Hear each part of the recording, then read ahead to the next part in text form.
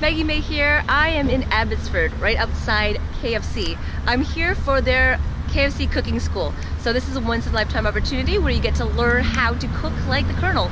Mind you, you don't get to learn his secret 12-ingredient recipe, but you do get to learn a few tips and tricks on how to make some pretty decent fried chicken. So I'm hoping to learn just that.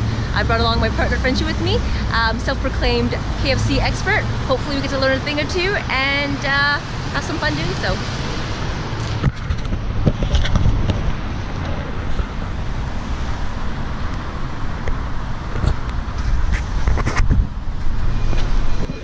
So I've just entered. It's one of their newest locations. Class is just finishing up eating their chicken. Ours will start shortly.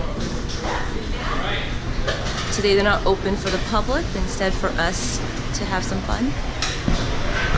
Check out their menu. I hope I can prepare chicken as good as they can. Only time will tell, I guess. So we're starting to put on hairnets and aprons. I can figure out an apron. Oh God, I didn't watch the tutorial. It's okay, you're doing just fine.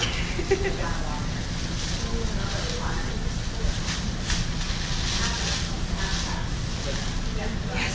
Oh yeah. Now we're on fire. Stylish. Now we're cooking with gas. And a hairnet.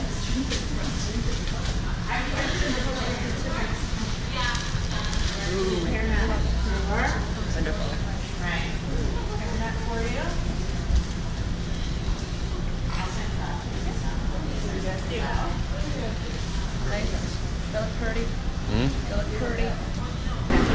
Okay, so everybody just kind of squeeze in here if you can, and I'll talk a little bit about what's going on here, and then we'll continue on.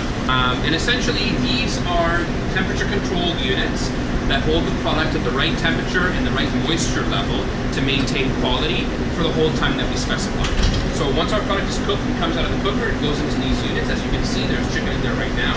And it holds for a specified amount of time before it has to be discarded. Not because it's no longer safe, but because it no longer meets our quality standards that we want to serve to our guests. And then we've got open fryers over here. So the open fryers, very, very simple. Essentially, these are just big industrial, commercial-sized units to heat oil, but it's the same thing as you putting oil in a pot on your stove and heating it up. Okay? So if you follow me around this way. Let's try to see if I can take some of these home. Probably about 70%, 75% of what we sell is chicken on the bone, and that's where this is where that happens. This is a breading workstation. So this restaurant happens to have two different stations in one. Some restaurants only have one. Right now these are both set up for original recipe. Some restaurants have hot and spicy as well, so they would have one side of it dedicated to original recipe, another side of it dedicated to hot and spicy, and then added to the flour.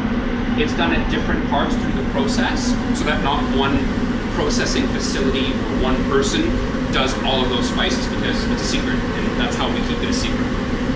So nobody knows all of them, and nobody knows how much of each to put in to create the flavor. Obviously, pretty big company secret. It's kept under lock and key in a vault in Louisville. How many people know the full recipe? I don't know, to be honest with you. Not that many.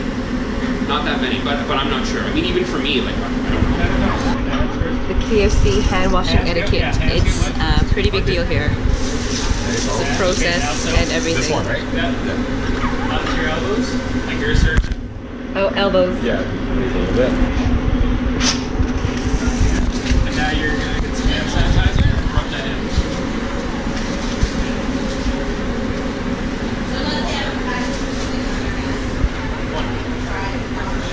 So fresh and so clean. There he is. We thought you were gone.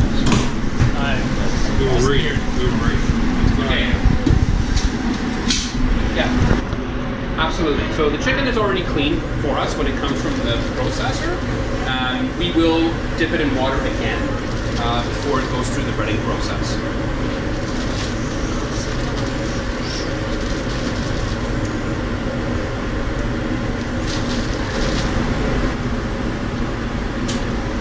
All right. So now he's going to take it and he's going to lower that dip basket into the water nice and gentle. and he's going to wait for those bubbles to come up to the surface. What this is doing is cleaning off the chicken. If there's any pieces that have come loose when he's been inspecting it, they'll fall off, and it's allowing the water to get on the chicken for the purpose of coating that breading. Now he's going to pull it up and just let it drain. If we were to put this chicken into the breading right now, it'd be way too much water going into the breading. You get all sorts of uncooked breading and dough ball kind of pieces and things like that. Now he's going to scatter the pieces into the chicken, into the breading, sorry. Trying not to dump them in one big lump. Sprinkle a little bit of flour on top. And now he's going to do the 10 and the 7. So 7, 10, 7. So the 10 is called scoop and fold, scoop and lift, which you're going to learn in a second. So go ahead. He's going to scoop and fold, scoop and lift. Scoop and fold, scoop and lift. And what that's going to do is, again, coat the chicken in the breading, help keep the pieces separated, just make sure all that breading is adhering to the chicken. And then the last step of the 7, so 7, 10, 7, is he's going to press the chicken down into the lug 7 times. 1, 2, 3, 4, 5, 6, and 7. And again, what that's doing, just helping make sure that breading is adhering to the chicken and giving that nice even coating. It doesn't have to be nice specific pieces. He's going to do what's called a shake and tap. So shake and tap. And what that's doing, just removing excess breading that we don't want to go into the fry. He's going to adjust anything that he needs to adjust, so you might have to smooth over some skin or pull a piece of skin just to smooth it over the piece of chicken. With the wings, he's got to fold them over. That's just how you present them, and obviously he's doing that really carefully as to not break the bones.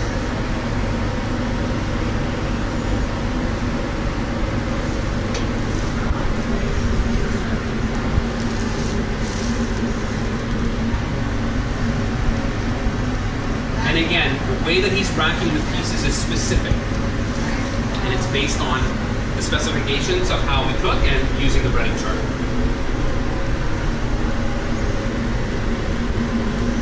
A lost soldier. Yeah. Okay. So he's missing a wing, but 2 full racks. Okay. So now he's going to rack up his chicken, getting ready to drop it into the cooker. Puts a rack on top. That's just so those pieces on the top shelf don't float around when they're inside the cooker itself. Into the cooker she goes.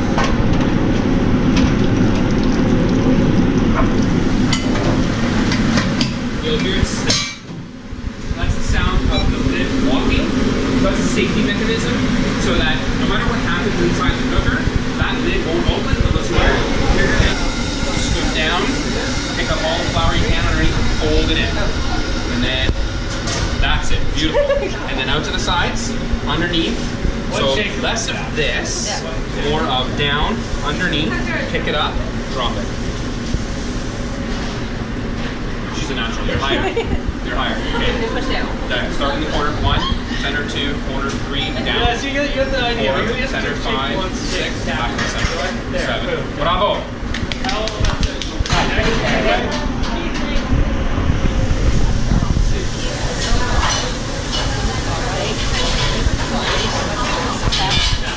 Good. Good. All right, now you're gonna place it. According to this is Rib right here. rib one here. Yay! Aces. And done so. Hey. You getting in there or no? It says now to fry Okay, up what the have you not suckers. done? Nothing? Our batch of chicken is dredged, racked up, ready for the pressure cooker. And washing? Okay. Did you just wash your hands or no? You did? Okay.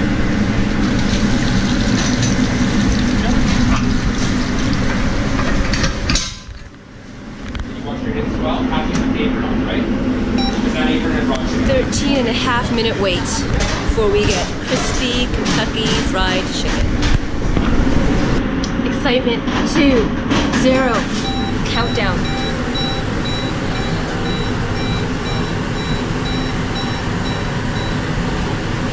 This is the definition of waiting bated breath.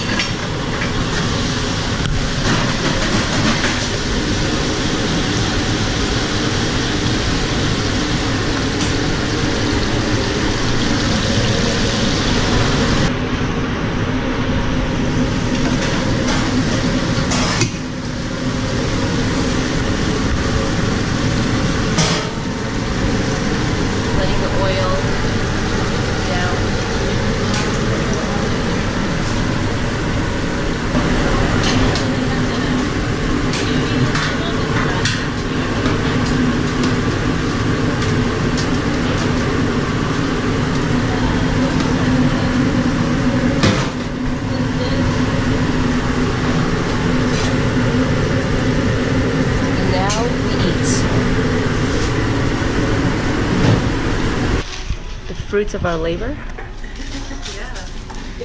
Fountain drink, box, 2 pieces of original recipe chicken, French fries, and gravy. Yeah, I need a big KFC. The fruits of our labor. Here's a KFC combo pack. The Colonel's original fried chicken.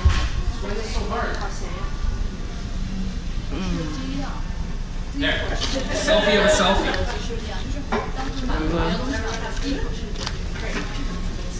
Better gravy. So, just talking about the product that you're eating in terms of some of the quality cues that we would be looking for.